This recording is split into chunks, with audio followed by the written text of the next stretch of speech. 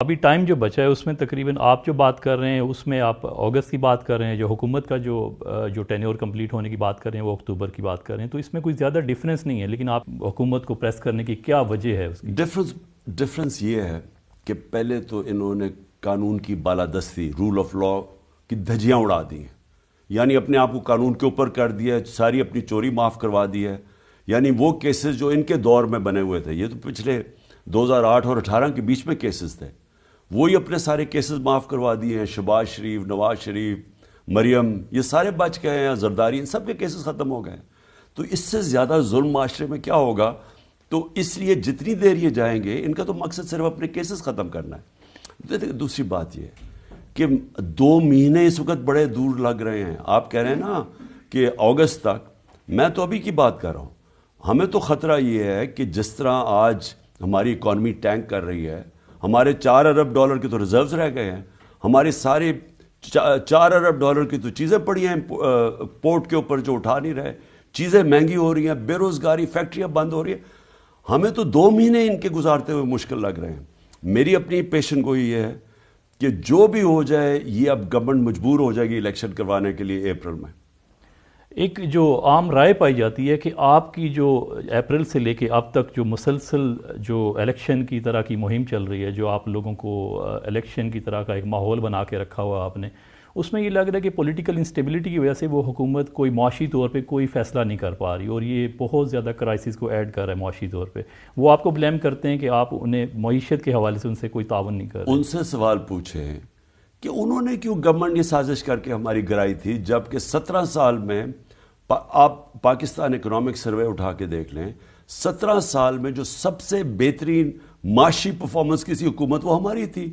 تو ہم کون سی کوئی غلطی کر رہے تھے جو انہوں نے سازش کر کے ایک آرمی چیف کے ساتھ مل کے گورنمنٹ گرائی ہے، اور اس کے بعد ان سے سنبھالی نہیں گئی. میں نے جنرل باجوہ کو، میں نے اور شوکت طرین نے واضح طور پہ بتایا تھا کہ اگر آج آپ نے پولیٹیکل انسٹیبلٹی کاز کر دی یہ سازش کامیاب کرنے کے لیے، یہ سنبھالنے سے کوئی بھی نہیں سنبھال سکے گا. اور وہی ہوا، ان سے سنبھالی نہیں گئی. مارکیٹس نے ان کے اندر جلدی سے کانفیڈنس لوز کر دیا. یہ اپنی چوریاں اور NRO 2 لے رہے تھے، ملک کے اندر کیوس آنا شروع ہو گیا. تو آج ذرا بزنس مین سے تو پوچھیں کہ یہ کیا ہماری وجہ سے ہوا ہے، یا انہوں نے آتے ساتھ ہی مارکیٹس کو یہ ایک اندازہ ہوا کہ ان کے پاس تو روڈ میپ ہی کوئی نہیں ہے. روڈ میپ تو NRO 2 تھا. تو انہوں نے آ کے جو کیا ملک کے ساتھ، میں تو سوال یہ پوچھتا ہوں کہ جو جنرل باجوہ نے ان کے ساتھ مل کے کیا ہے، دشمن بھی نہ پاکستان سے کرتا. آج اٹھا کے دیکھ لے کہ اپریل میں پاکستان کدھر کھڑا تھا، آج کدھر کھڑا ہے. یہ پولیٹیکل انسٹیبلٹی سے نہیں ہوا. میری دفعہ 3 انہوں نے لانگ مارچز کی تھی، 3 دفعہ لانگ مارچز کی تھی. سارا وقت انہوں نے ہماری گورنمنٹ کی تنقید کی، اس کے باوجود ہم ترقی کر رہے تھے. آپ کا ایک بڑا واضح موقف تھا کہ آپ الیکٹیبلز کو نہیں لیں گے. اب آپ کی ایک کیو لیگ کے ساتھ آپ نے مرجر کیا. آپ کو لگتا ہے یہ آپ کی ترجیحات تھیں جو لوگوں کو لینے کی، کیا اس میں کوئی واضح تبدیلی کا اشارہ ہے یہ؟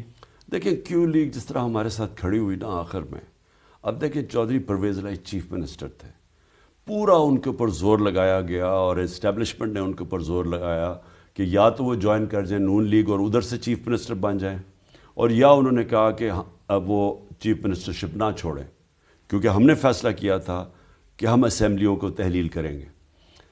تو وہ جب ہمارے ساتھ کھڑے رہے اور انہوں نے اتنی وفاداری دکھائی، تو پھر ان سے تو ہم نے وفاداری واپس دینی تھی ان کو، اور وہ یہ ہے کہ وہ ضم ہو جائیں گے اور وہ ہماری اب پارٹی کا حصہ بن جائیں گے. طالبان کے حوالے سے آپ کا بڑا ایک واضح موقف رہا ہے کہ آپ ان کو انگیج کریں. ریہیبلیٹیٹ کا آپ نے بار بار ان کو کہا کہ ان علاقوں سے لائیں تاکہ ڈس آرم ہونے کی بنیاد پہ، لیکن اب آپ نے دیکھا کہ ایک دم سے دہشت گردی کے واقعات میں اضافہ دیکھنے میں آیا.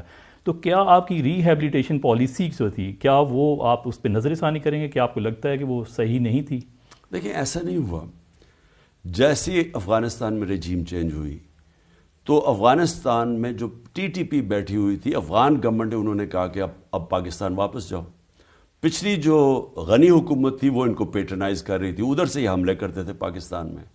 جب یہ دوسری گورنمنٹ آئی، انہوں نے کہا واپس جاؤ. اب جب انہوں نے واپس آنا تھا تو پاکستان کے پاس کیا راستے تھے؟ 2 راستے تھے نا. یا تو ان کو 40,000 لوگوں کو جن کو فیملیز اور یہ فائٹرز تھے ان کو کھڑا کر کے تو گولی مار دیتے. اگر وہ نہیں کرنا تھا تو ان کو ریہیبلیٹیٹ کرنا تھا. اور یہ ساری پولیٹیکل پارٹیز آن بورڈ تھی اس کے لیے کہ ہم نے ان کو ریہیبلیٹیٹ کرنا، اور ریہیبلیٹیٹ کیا ہی نہیں.